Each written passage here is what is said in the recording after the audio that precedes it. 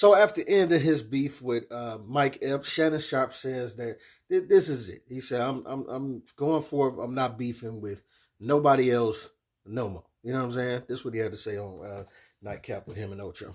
Not everybody got something to say. But you notice what, Ocho? Because here's the thing. If you think about it, Ocho, I'm coming up on 4 years of having Club Shay Shay.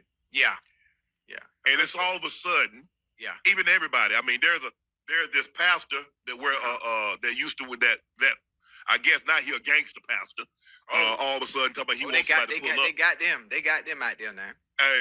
Now all of a sudden, I mean, he gonna do so much. He need to sit his little roly poly down. So I guess he gonna stop beefing after the day because he threw a little quick shot at Mace. But I'm just saying. And so the gangster pastor, he's not a pastor no more, but it's Mace. Cameron and Mace on the It Is What It Is show. And this was the clip that I believe he was talking about. Now, Shannon Sharpe and Mike Epps was beefing for like a day or two. And Shannon Sharpe said, "I'm going to see you in Indianapolis. I'm going to see you in Indianapolis. All you talking. I'll be at All-Star Weekend. I'll see you there." And Mike Epps said, "That's my hometown."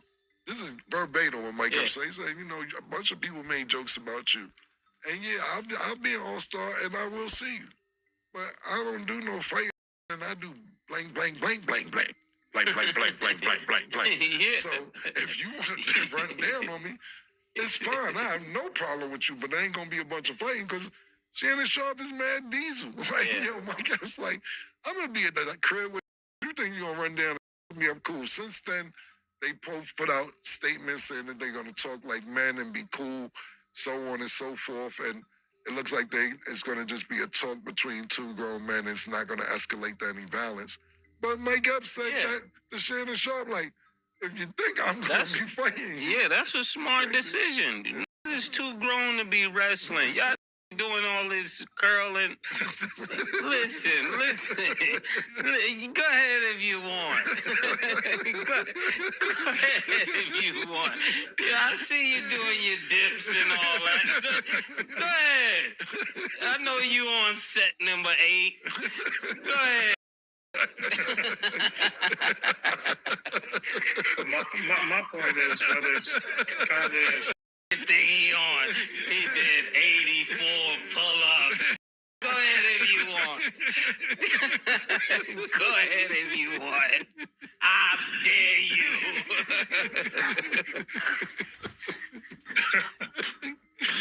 It's satire.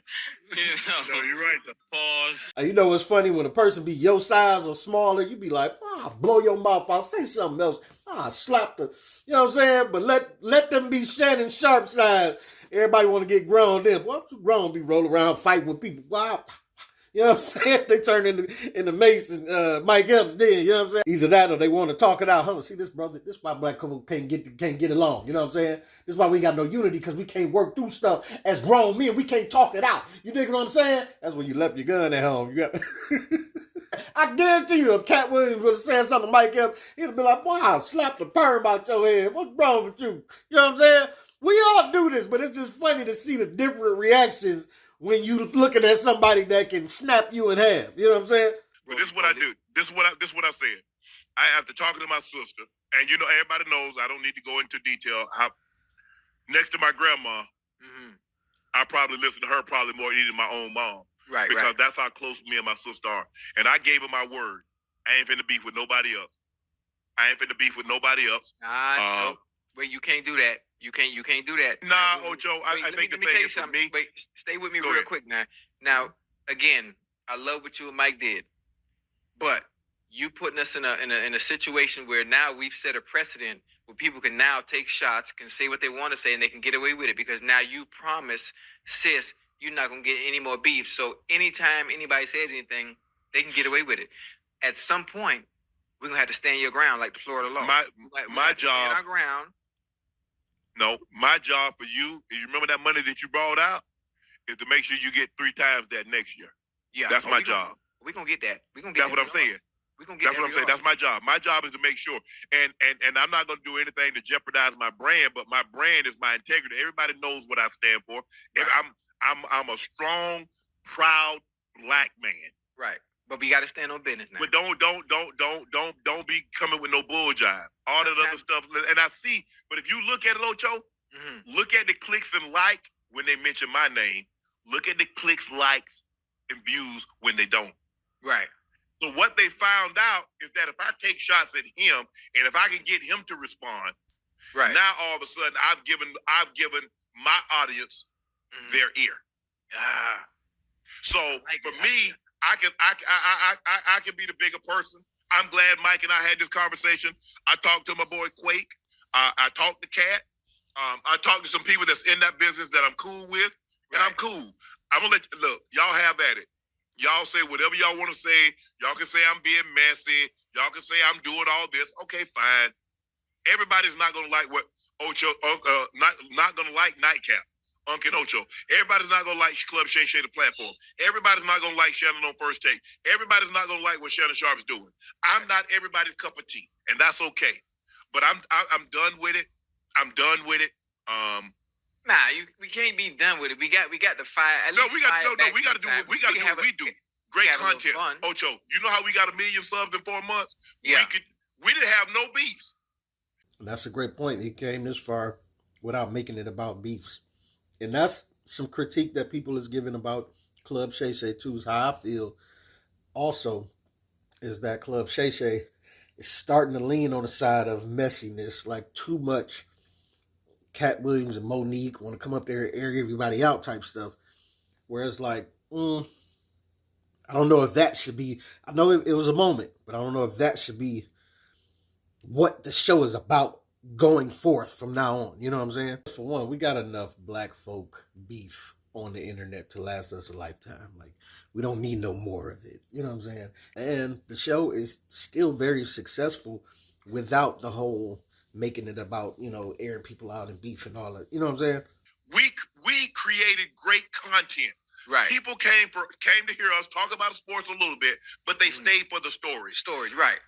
Our stories, our content is what people keep coming back for. We have a large women's base. 35% of our viewing audience on a sports show are women. Yeah.